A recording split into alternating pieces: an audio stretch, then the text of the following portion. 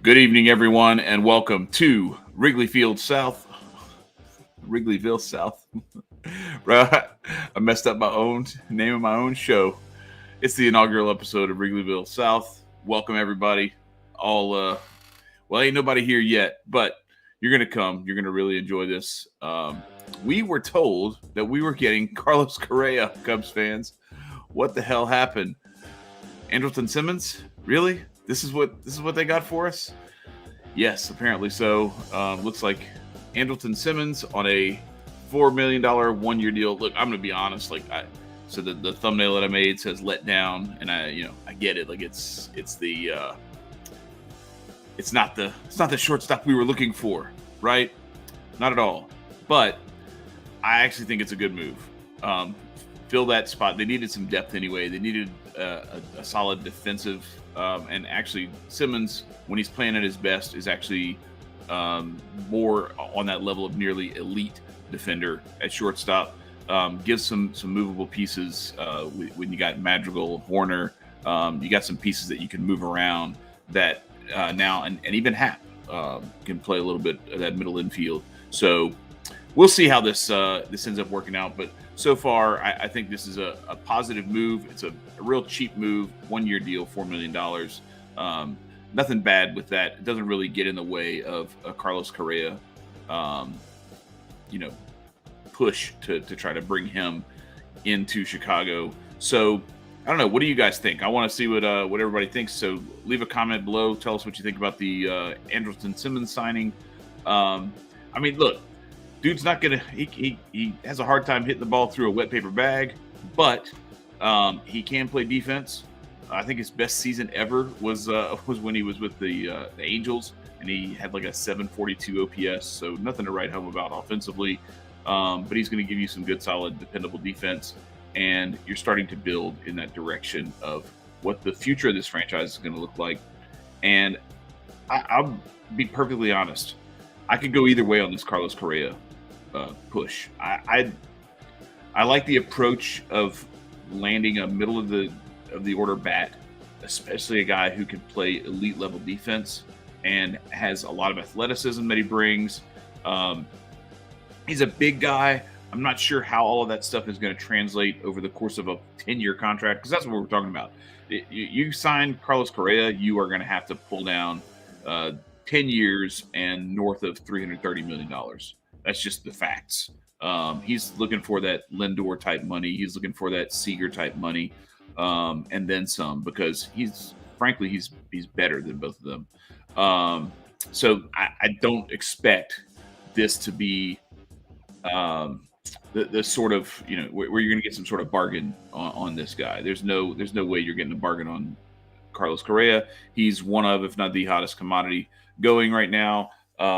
So you're going to have to pay if you want to. You're going to have to pony up if you want to go after and get him. Now, what does the CBA allow for future seasons? And is this the time to strike on a big deal while you're still kind of weighing it against some of these deals that came under the previous CBA? It may be. It may be that this looks like a bargain in 3 or 4 years, but it's a long commitment. It's a lot of money. So we're going to have to see how heavy Jed Hoyer really wants to go after and push for that, because this is the sort of thing that if it works out, it's great, and you've really set yourself up nice for the next decade with him. And really, it's probably only 6 or 7 years, because you're paying that 10-year contract so that you can get the prime 6 or 7 years of that kid's career. But the flip side of that is, man, if it doesn't work out, that's an albatross on your franchise for a decade, because you have to look at what we're doing with Jason Hayward. Jason Hayward, love the locker room speech. All right, and I defended Jason Hayward quite a bit throughout that entire 2016 season. I thought a lot of people were way too hard on him. And I thought that he brought more to the table than you could see in some of the sabermetric type stuff. But I still think, obviously, you look back on that contract and they way overpaid for Jason Hayward, even though they didn't pay as much as John Mozeliak was willing to pay for the Cardinals. They still paid way too much for that contract, and they are paying the price for it now, because that is still hampering them, and they're going to have another couple of years of dealing with that weight on the roster. So you got to be careful with something like this. Carlos Correa is a stud, no doubt, but he's 27 coming up on 28, and there are only probably 6 or 7 really good years left in that bat and those legs. So you have to be careful. You have to be careful how you spend your money. And so I like the spend it intelligently approach. On the flip side of that, I think if you don't go after him, if you don't go after Carlos Correa, I think that you actually set yourself up. You can do some of these more middling type moves, and you can actually go find some cheaper with more upside type talent out there that actually builds more of a solid foundation for maybe in a year or two you make that big splash. I don't think you have to go full sellout like the Cubs did back in 2011 through 2014, where they were tanking and losing 100 games a season and loading up on first round draft picks that were in the top 10. You don't have to go that far, but what you can do is you can not overspend, not anchor yourself down to some monstrous contract, and have yourself set up to actually make a splash like that John Lester deal in 2015 that takes you to the next level and puts you over the edge. And I would love to see him sign Carlos Correa. I mean, it obviously would make for great headlines. It would make for great news for Cubs fans. We'd have something to like cheer about and talk about for quite a while. But I think the intelligent thing is to go with some of the more affordable options out there, and the Andrelton Simmons signing is a great way of getting into that. How is their farm system, Jeff? The farm system is a lot better now than it was, going into last season, actually the last couple of seasons. But as they came out of that 2020 season where they contended and went to the playoffs before getting bounced in the first round by the Marlins, the Cubs went into 2021, and I think it was maybe somewhere in early June, they were still in contention, right around, if not in first place. And I think they started to see the writing on the wall. They got a big win. I think they no-hit the Dodgers. They had like a combined team no-hitter against the Dodgers, and then just went into the tank. And I think it was the best thing that could have happened to this franchise. They lost like 13 of 14 or something like that, and it was just atrocious. And so they dumped Chris Bryant, Javi Baez, Anthony Rizzo, Craig Kimbrell. There are more names on the list, but they got a ton. They got a haul of young prospects, and they actually got some guys that went directly into the major league lineup. And in the case of Nick Madrigal, he was coming off of a severe hamstring injury that put him out for the rest of the season, but he's still got 4 years of control left. So they've got a really good contact hitter who can fit into the top of the lineup, who's very young, out of Oregon State, and he's the kind of guy that you put him in the top of the lineup, batting first or second, and he's a contact machine, and he gets on base a ton. So that helps, and he's already major league ready. And then Cody Heyer, unfortunately, he pitched for the Cubs towards the end of the last season, but then he just underwent Tommy John surgery, got hurt in the offseason, wasn't even able to do anything with the Cubs, but it was doing private workouts and hurt his elbow. And so he's going to miss the entire 2022 season, and it remains to be seen what role he's going to play in 2023, because I'm sure they're going to ramp his innings up fairly slowly so that they can make sure they get the most out of the remaining years they have left on his deal. But the farm system itself loaded up. Like I would be willing to say probably 7 of the top 30 prospects that the Cubs have in their system now just came out of this haul of trades that they made the last couple of years, and really like all last year. It's probably those 7 guys are in the top 15 of those Cubs prospects. So it's actually looking pretty good. The farm system has really, really started to take form.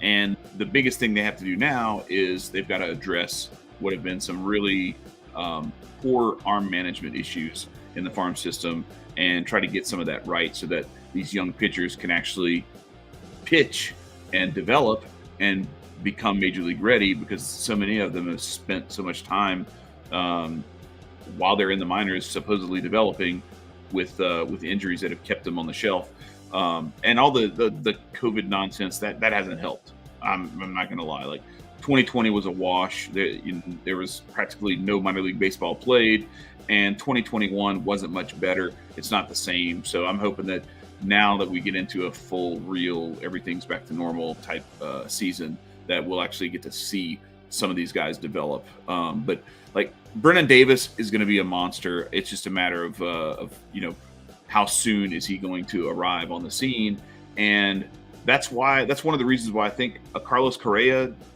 approach wouldn't be a bad approach. Even though I think it's a lot of money, and you could end up regretting it if something happens where he gets hurt, or any of those kinds of things, where anytime you make a monster commitment like that, 10 years, 300 plus, it's going to probably be 340 to 350 million to get him. That's a huge commitment.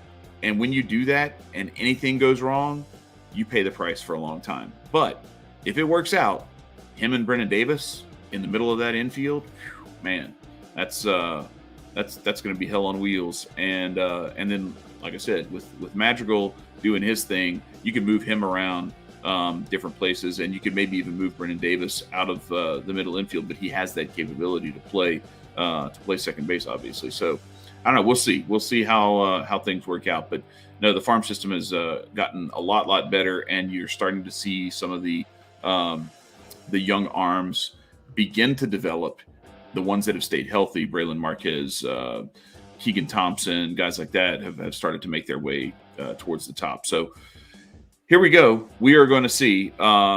This is our inaugural podcast here on Wrigleyville South. So we thank everybody for coming in and joining us.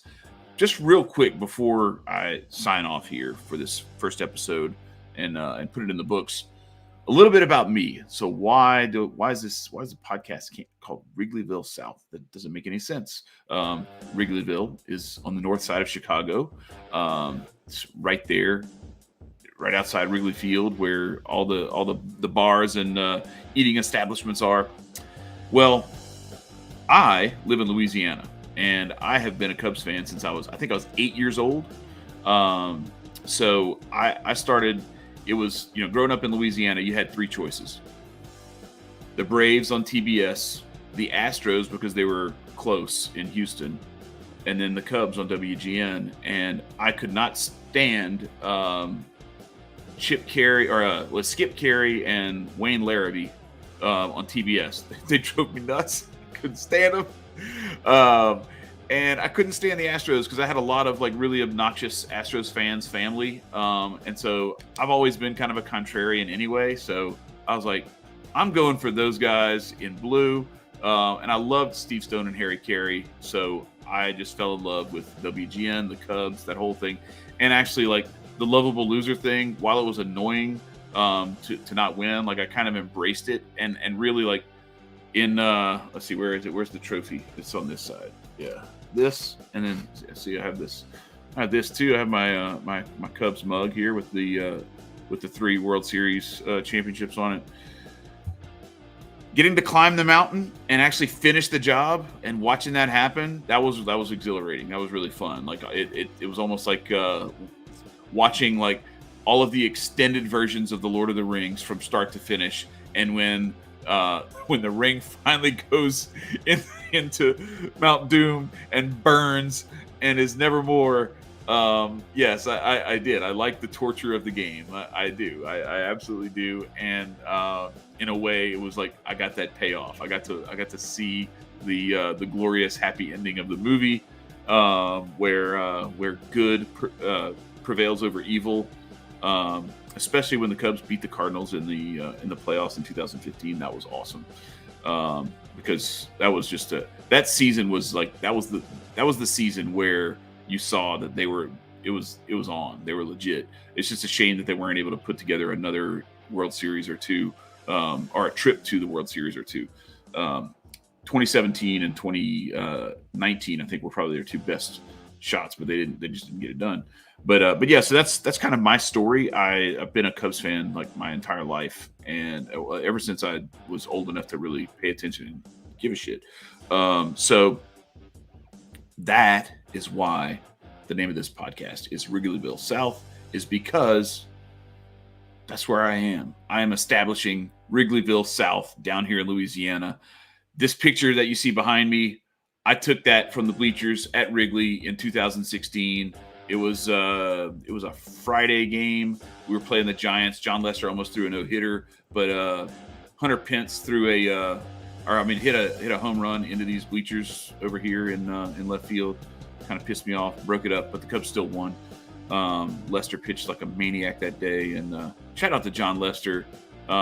Really cool to see him retire and have all those memories played. I'm glad he saw the writing on the wall and didn't try to string it out too long. I think he finished not far off of the top of his game. I think his best baseball was probably concluded around the 2020 season. And so to see him only really pitch the one more season was actually good. I don't like watching people just, punch at the air as their career. And then people have to tell them like, hey man, that's enough. You need to go. So anyway, okay. So we got a Giants fan here. All right, Jeff. All right. I'll allow it. Yeah, that was actually pretty epic. So we had my dad, my brother, and I went in 2016. There was a 4-game series at Wrigley with the Giants. And so the first night, my brother lives in Mexico, so he couldn't come up in time for the Thursday game. And my dad and I, we landed, we Ubered to the Airbnb that we were staying in, and we got our Uber driver to drive us and drop us off at Wrigley. We walked up, bought tickets at the box office, and we walked up into the grandstand right as the managers were handing their lineups into the umpires. So that was pretty epic. We got to see that game. Cubs won that one. They won this game behind me, I think 2-1 or 3-1. That home run, the only blemish the whole game. Then we left and went to see LSU lose to Wisconsin. It was still cool. It was still fun to go to Lambeau and watch a football game there. But we got to go watch LSU lose. That was Les Miles' last season, and that was kind of the game that really started to drive the nail into the coffin for him. But it was all redeemed when we came back the next day, and I think in 13 innings, and Jason Hayward had all of the RBIs in that game. Shout out to Jason Hayward. Good job, J-Hay. But anyway, we watched that one from that same spot back where I'm trying to point in the right direction, that way, in the Wrigley rooftops across the street. So we were in the stadium for all the other games, but we went to the rooftops across the street, and that was actually pretty badass. It's $100 a head to get in, but it was all you could eat and all you can drink for the first 7 innings. That part kind of sucked because it would have been really cool if we could have known how long the game was going to go and just be like, all right, can we keep drinking beer until the 10th? Since it's going to go to the 13th. But it was pretty rough, no drinks after the 7th inning, and you got to sit through 6 more innings. But they ultimately got it done. Jason Hayward hit a game-winning knock over the shortstop's head, right over your little boy Brandon Crawford's head. Dumped it into left field right there and drove in the winning run. And so the Cubs took 3 out of 4 in that series, and obviously they ended up going on and winning the World Series that year. And actually, that Thursday night game, my dad and I were leaving, and he was like, it's like, all right, let's go, because he's an old man. He just wants to get the hell out of there. And I was like, no, hang on. We're gonna take this scene in. This is the first time, and because we went in 1992 as a group, me and my 2 brothers and my dad, and that game, that was the first time we had been back to Wrigley, me and him, in 3 decades almost, 25 years probably. So I was like, no, we're standing here, we're taking it in. We're gonna absorb all the atmosphere. We're gonna get close to the field and everything. So we walk up and we're right behind the dugout, and all of a sudden I see a crowd of people huddling around the dugout. And I was like, what the hell's going on? And they're like, oh yeah, Zobrist is signing autographs. So I actually have an autographed baseball by Ben Zobrist, and he ends up being the World Series MVP. So Hey, man, sometimes you just got to be in the right place at the right time. Be willing, unlike my dad, to stick it out and stay in and take in some of that atmosphere. So, anyway, hopefully you guys have enjoyed taking in this atmosphere. It's Wrigleyville South. I'm Chad. I appreciate y'all coming in. And until next time, peace.